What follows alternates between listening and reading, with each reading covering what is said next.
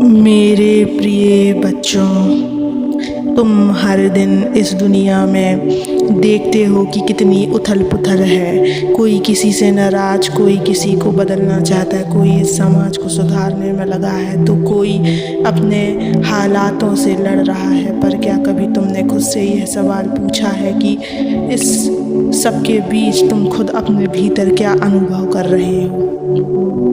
सच कहूँ तो बाहर की दुनिया तुम्हारे नियंत्रण में नहीं है। वहाँ जो हो रहा है वो कई कारणों से घट रहा है, कर्मों से, समय से, परिस्थितियों से। लेकिन तुम्हारा भीतर, तुम्हारा मन, तुम्हारा भाव ये पूरी तरह तुम्हारे अधिकार में है।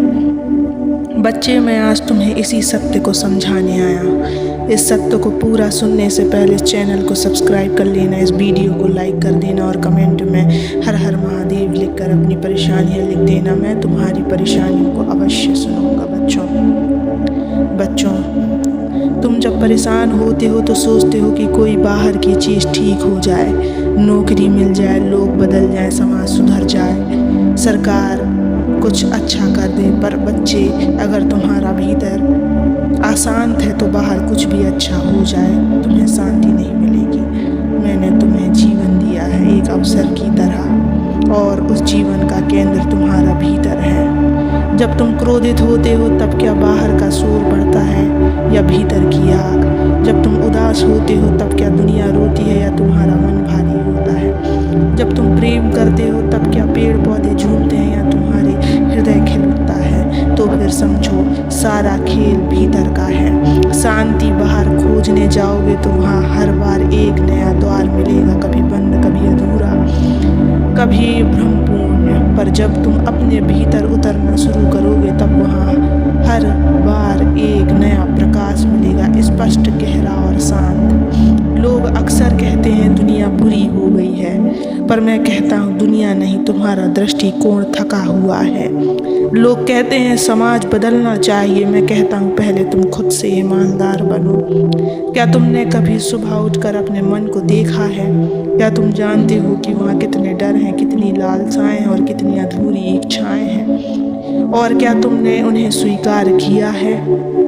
बच्चे, बाहर की दुनिया को बदलना आसान लगता है क्योंकि वहाँ तुम दोष दूसरों पर डाल सकते हो, पर भीतर की दुनिया को बदलना कठिन है क्योंकि वहाँ तुम्हें खुद से सामना करना पड़ता है।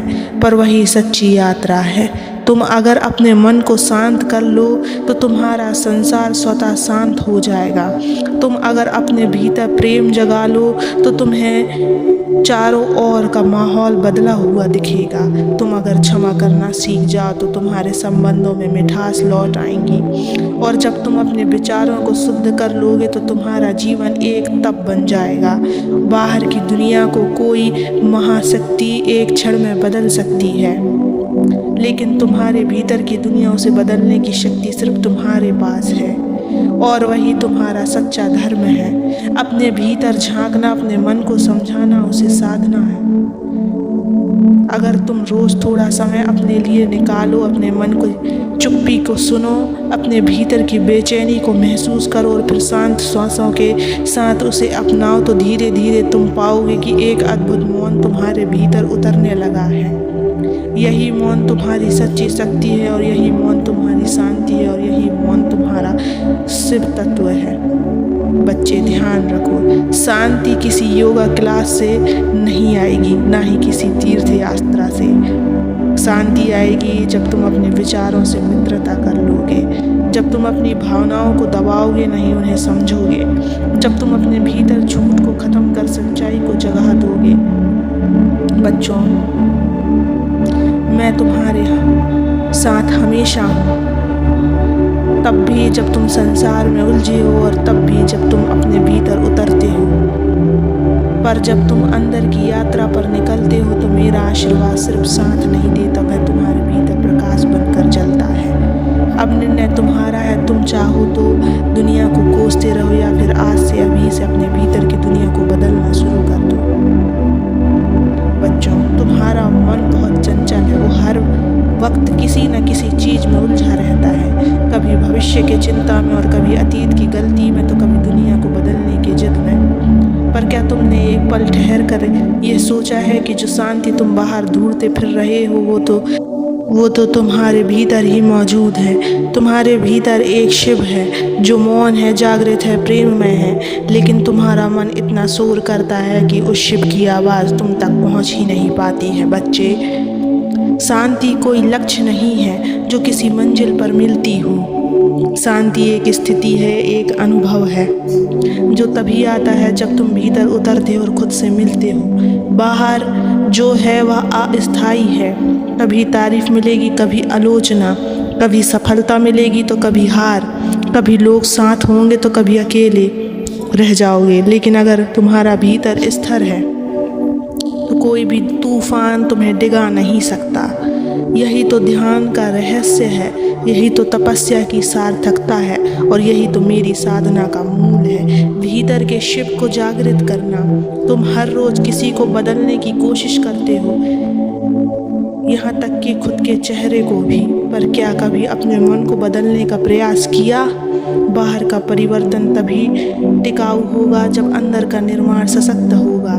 जैसे वृक्ष की जड़ें मजबूत होती हैं तो शाखाएं हरी भरी होती हैं, वैसे ही अगर तुम्हारा भीतर शांत, प्रेममय और सत्य से जुड़ा हो तो तुम्हारा पूरा जीवन फूलों से भर जाएगा। याद रखो बच्चों, मनुष्य का सबसे बड़ा शत्रु भी उसका अपना मन है और सबसे बड़ा मित्र भी वही मन है।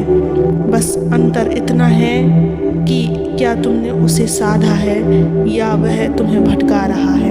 आज से एक व्रत लो कि हर दिन कुछ पल अपने साथ बिताओगे, ना कोई मोबाइल, ना कोई बात, तुम सिर्फ और तुम्हारी